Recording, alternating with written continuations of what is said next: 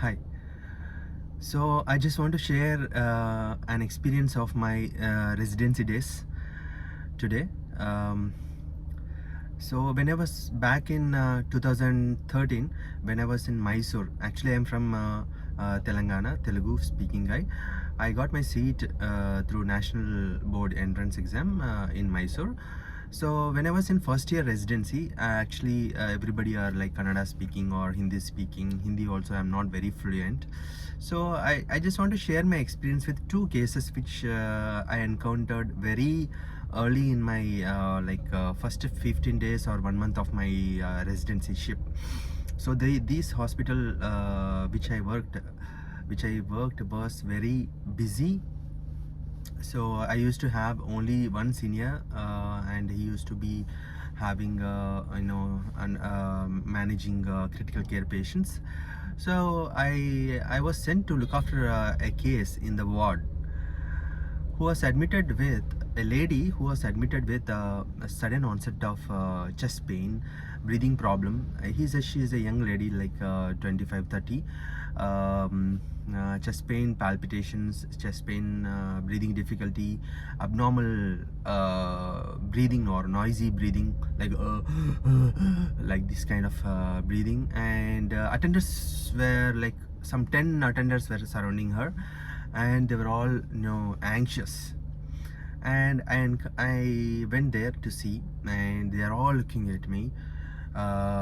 So and she was like she was breathless, she was breathing rapidly. So then I checked all her vitals. All vitals were normal. Oxygen saturation was normal, pulse rate was normal.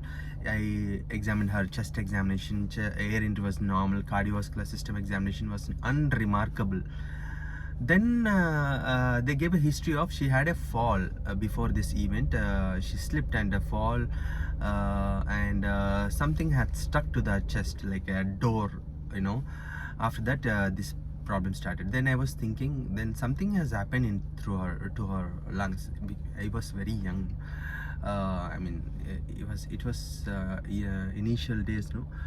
So then they were also thinking in terms of lung injury, something, or some windpipe injury.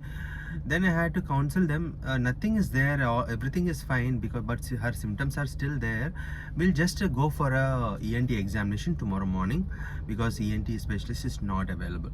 Then I gave her some nebulization, some oxygen support, and some symptomatic treatment and all. But they were not happy because she was, every time I go back, and she was complaining a very lot. So these cases, the next day, that midnight only, the patient attenders left because of because they are not satisfactory. They left to another hospital where one of our my mentor's friend has seen the case, and it was found to be a functional case or malingering or whatever. It's a case of psychological. Okay, so this was the first time when I learned. Next day my sir came and he asked me, why didn't you keep her in ICU? Why didn't you allow so many attenders in the wards when she was doing so much okay, you might have thought everything was normal and so that you could keep her in the ward, but you will attract trouble in such cases. So that's what he said. Next day it turned out to be at other hospital, it turned out to be a case of severe depression and anxiety.